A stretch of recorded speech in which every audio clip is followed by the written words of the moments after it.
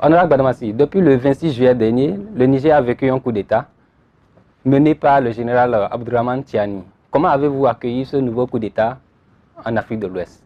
Bon, avec beaucoup de tristesse. Vraiment, je suis triste. J'en suis très triste. Tout Africain digne de ce nom devrait avoir le même sentiment en dehors de ceux qui sont dans les illusions. Je dirais les apôtres de l'irresponsabilité, les ennemis du progrès. Vous savez, chers amis journalistes, ce qui se passe au Niger, c'est que les militaires pushistes tentent désespérément de faire avaler à leur pseudo-soutien. C'est le coup d'État le plus minable et le plus inutile que le monde ait connu. Je ne dirais même pas l'Afrique. Je parle du monde entier. C'est le coup d'État le plus irréfléchi et le plus irresponsable. Je le dis parce que, comment dirais-je, si par principe et par civilisation, le renversement d'un pouvoir démocratiquement était déjà quelque chose d'inadmissible, comment dire, le cas nigérien l'est encore davantage, d'autant plus que le président Mohamed Bazoum est arrivé au pouvoir seulement en février 2021, à l'issue d'un scrutin démocratique salué partout à travers l'Afrique et le monde entier. Ce qu'ont fait les auteurs du coup de force du 26 juin n'est ni plus ni moins qu'un acte d'inimité, un acte de violence envers l'ensemble du peuple nigérien. Ce coup d'État qui ne doit, comment dirais-je, en aucun cas prospérer, est surtout un acte raciste qui va davantage diviser le peuple nigérien. Vous n'êtes pas sans savoir, monsieur le journaliste, que comme la plupart des pays africains, le Niger est une mosaïque de communautés ethniques et tribales. Lorsque vous analysez de très près les appartements ethniques des officiers à la manœuvre et la communauté à laquelle appartient le président Mohamed Bazoum, vous verrez les motivations ethnocentristes et racistes de ce coup de force. Et c'est ça qui rend plus dangereux ce coup d'État. Il faut y mettre fin par tous les moyens avant que cela ne soit trop tard pour le Niger. Y mettre fin par tous les moyens, y compris une intervention militaire comme l'envisage la CEDEAO? Oui, absolument. Si les usurpateurs ne veulent pas entendre raison, je pense que le recours à la force devient inévitable. Tous ceux qui, comme moi, aiment le Niger ne doivent en aucun cas espérer que cette situation dure trop longtemps. Plus ça dure, plus les pushistes vont se confronter dans leur position. Soit on est contre le coup d'État et on agit, soit on soutient le coup d'État et on ne fait rien. C'est ça. Pourtant, plusieurs voix se sont levées contre ce coup d'État sans aide pour une intervention militaire pour le retour à l'ordre constitutionnel. Ce sont des hypocrites. C'est de la masturbation intellectuelle.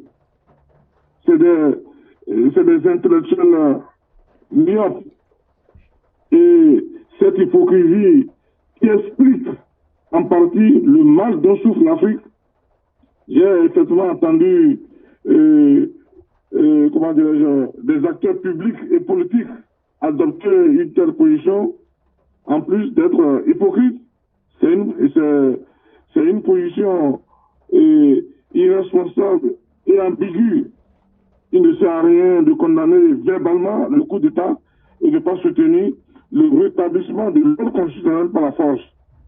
En réalité, beaucoup de ceux qui adoptent une telle position sont pro-pushistes, sont pro-coup d'État, qui n'ont pas le courage de s'assumer. Alors, certains souhaitent que la même situation se produise ailleurs. Peut-être chez nous, ils ont comment dirais-je, ils ont tout simplement peur d'être poursuivis pour apologie de crimes. le coup d'État étant un crime au Bénin, on parle d'atteinte à la sûreté intérieure de l'État. C'est la qualification pénale du coup d'État dans notre pays. Comment dire, la qualification pénale du coup d'État dans notre droit positif. Alors, par peur d'être poursuivi pour apologie de crime, il se cache derrière l'opposition à une intervention militaire visant à réhabiliter un chef d'État démocratiquement élu pour soutenir le coup d'État et prétend condamner avec la bouche sur la lâche et de l'irresponsabilité politique. Vous êtes donc en phase avec le président Patrice Talon sur cette option? Je suis en phase avec la CEDEAO. C'est d'abord une option envisagée courageusement par la CEDEAO et soutenue par le président, son Excellence le président Patrice Talon, un homme d'État responsable. Le président Patrice Talon ne veut livrer aucune guerre au peuple frère du Niger, comme le soutien déguisé des putschistes le répandent dans l'opinion au Bénin et ailleurs. Ce n'est pas une guerre Bénin-Niger. Une intervention militaire de rétablissement de l'ordre constitutionnel est une campagne militaire d'une autre nature avec des cibles bien précises et un objectif précis. Les attaques contre la dignité du peuple béninois à travers des injures proférées contre le président Patrice Talon, ici et ailleurs, sont motivées par autre chose. Sa posture républicaine dans la résolution de la crise nigérienne n'est qu'un prétexte fallacieux pour l'invectiver.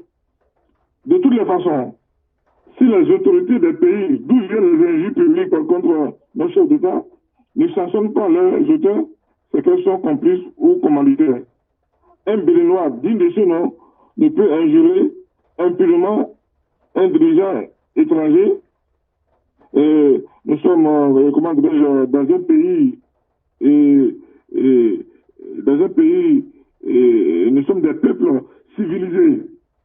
Et je pense, à mon humble avis, que les pays concernés revendiquent même civilisation que nous. Il faut que les autorités agissent au plus vite. Le président Talon doit bénéficier du soutien de tous ceux qui sont républicains et démocrates. Les autres sont des partisans déguisés du désordre qui veulent voir se reproduire chez nous. C'est ça la réalité. Alors, je demande aux démocrates, aux républicains, à tous ceux-là qui sont titulaires d'un mandat électif, qui portent le sceau de la République, de défendre la République. Parce que l'institution président de la République est différente du président Patrice Talon. Alors, tous ceux-là qui attaquent les institutions, alors, je suis gêné que ceux-là qui portent les sceaux de la République, ceux-là qui sont titulaires d'un mandat électif, ne réagissent pas. Et c'est une question de, je le dis encore, c'est une question de responsabilité politique. Il faut agir et défendre la République. Que va-t-il se passer au Niger si la CEDEAO ne va pas jusqu'au bout? Bon, c'est clair. Adieu la CEDEAO. La CEDEAO a intérêt à aller jusqu'au bout pour sa crédibilité. Vite. La CEDEAO a intérêt à aller jusqu'au bout pour sa crédibilité. D'abord, je ne vois pas les soldats nigériens combattre les troupes de la CEDEAO pour que l'usurpateur putschiste reste au pouvoir. Ce dernier est un pouvoir à sa fin de pouvoir. C'est connu depuis des années que le président Mohamed Bazoum lui-même le savait. Si la CEDEAO fléchit, je dis bien, si la CEDEAO fléchit, nous allons assister à la désintégration du Niger.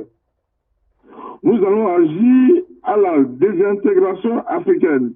Le pays sera coupé en deux ou en trois avec des risques d'une nouvelle rébellion et ce sera pathétique.